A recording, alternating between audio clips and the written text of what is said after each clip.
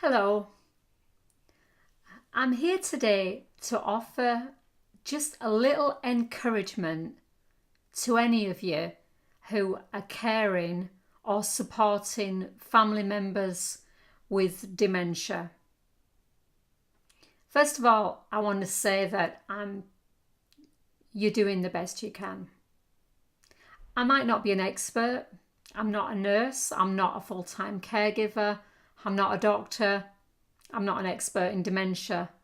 But I am a person who's seen a close family member, my mum, change in front of my eyes. She's still with us. She's doing okay. But she's not the person she was. She's very different to the mum that I've had for 57 years. And I'm sure that if you're here watching this, you know what that feels like. So I just wanted to offer some encouragement to you because I'm in a few forums and I read people's emotions and people's pain, and you're all going through a similar thing. You all can't believe it's happened. You go through different stages, but there are ways to make it a little bit easier. And one of the things I did want to say, especially if you are the caregiver, you are doing the best you can. So the thing that you don't want to do is to beat yourself up and blame yourself when you feel frustrated, angry, sad, or when you don't actually like the person who you're supposed to be caring for, because these are all emotions that people feel. It can be really frustrating and it can be really painful because especially if it's a really close family member, often it is a parent, and you're seeing the person, they look the same, but the things that come out of the mouth and the behaviour is just not what you ever thought you would experience. So you're not alone.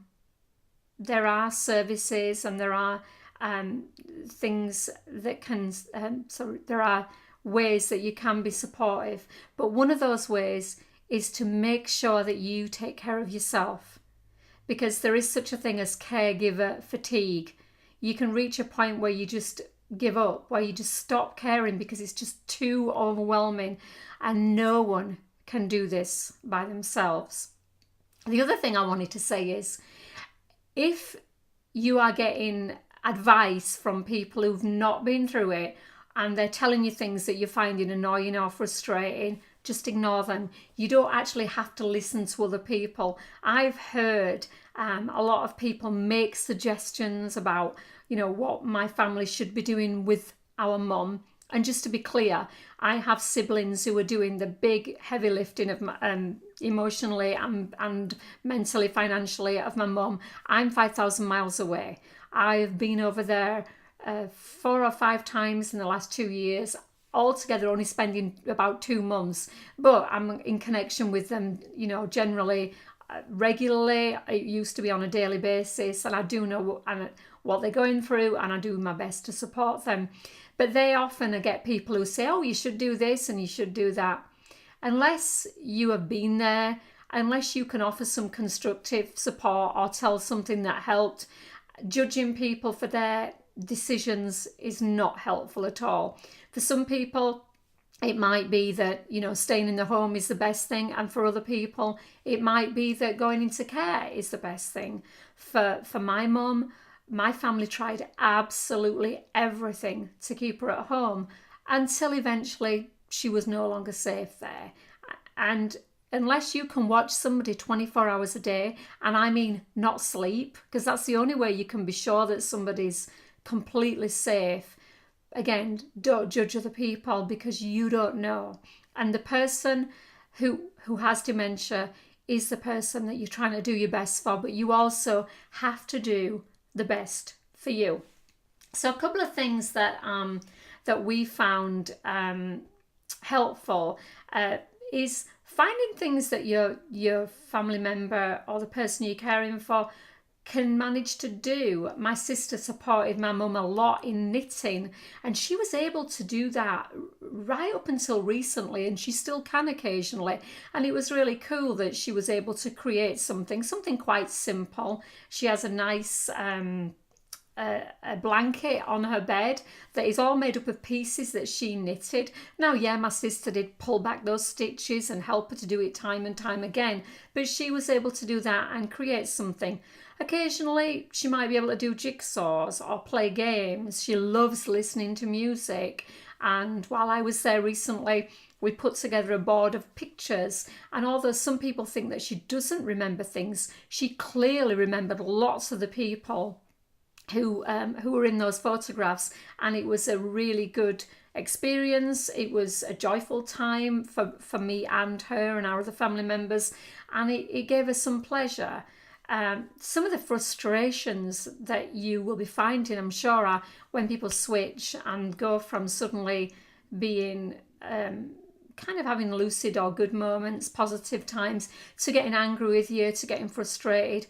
You have to remember that that's their reality. If they're telling you that this isn't right, that they don't live there, that they want to go home, all things that maybe don't make sense to you, that's what's happening in their brain at that point. And just to let you know that feeling and that desire to go home is something that is heard a lot from people with dementia. And it doesn't mean that they actually want to go to what you would consider home. Home is more of a concept. Home is more of safety and security and somewhere where they feel at home. But while my mum was at home, she was saying she wanted to go home, because sometimes the brain is a cruel disease. It was playing tricks with her, and the home that she was in did not feel like home, and she wanted to be in a home that was from 50 years ago or 60 years ago that no longer existed. You also might find that as the day progresses, things get worse. That is known as the sundowner effect or sundown effect, and that is a common thing. I don't know what the physiology is that affects that, but as the day gets later and as the sun goes down, often there will be some worse behaviour, some paranoia, some anxiety. And so just be on the lookout for that as well, because it's not that the person is attacking you when they're feeling anxious. It's fear. I mean, imagine suddenly looking around your home and it doesn't look like yours anymore. Imagine looking out of the window and not recognising a street that you've lived in for years. It must be absolutely terrifying. So all we can do is be a comfort and be a support. Some people talk about a therapeutic lie, or I've heard it known as the noble lie. Although we always want to be as truthful as we can, sometimes it might be necessary to keep something from someone, to make them feel safe and comfortable. You might have to tell a white lie. I don't have any problem with that, because if somebody's brain is not working the way it should, trying to tell them something that they're not going to be able to understand is not helpful. So you have to do the best for you, and you have to just keep redirecting, distracting, and just finding a way forward. Often people think that the person in their life doesn't remember anything, when actually there's a lot of memories probably still there.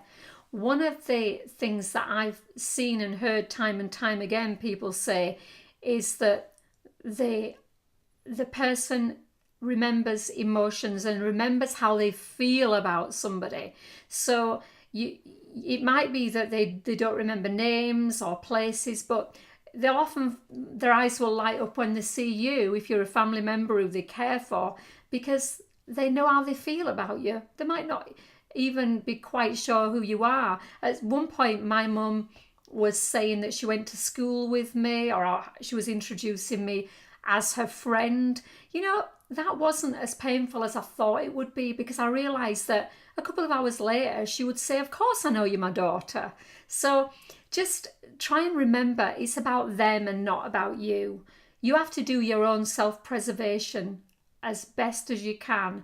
But also just remember that connection that you've got with your loved one is still there. I've also heard a lot about touch being really important, and I'll be honest, we're not a big huggy family. We never used to hug as kids. It was just, we weren't that kind of family. But my mum really does appreciate, you touching her, you hugging her, you stroking her arm, holding her hand, and I will do that, and I feel much more comfortable doing it. I also feel much more comfortable saying I love you, which we never really did that. But getting yourself out of your comfort zone and doing what's right for your family member, I think, is what's important. So remember, everyone's different. Remember that you're doing your best, and I'm gonna do a little exercise with you, which if you're done and this is helpful for you and you're not into some of the techniques that I use, then feel free to switch off and try something else. There is a book also, the 36-hour week, that I found really helpful when I could see that my mum was beginning those stages, and some of it was really useful. So I recommend that. I'll put a link in the comments. But I'm going to do a tapping exercise that will help you to let go of some of your feelings, because it is about you as well. I want you to feel that you are doing your best, and to forgive yourself when you start to feel negative feelings about the person that you're caring for, because it's not unusual. So again, I'm going to say it. I'll never stop saying it. You're doing your best. Thank you for doing your best for the person who you love. It's a horrible disease, but you just got to find a way forward. So thank you for caring for your family member, your friend, or whoever it is in your life. If you've got any suggestions or ideas, things that have worked for you, share them in the comments, because you will then be helping other people. And stay with me if you want to try something a little bit different that you might find helpful.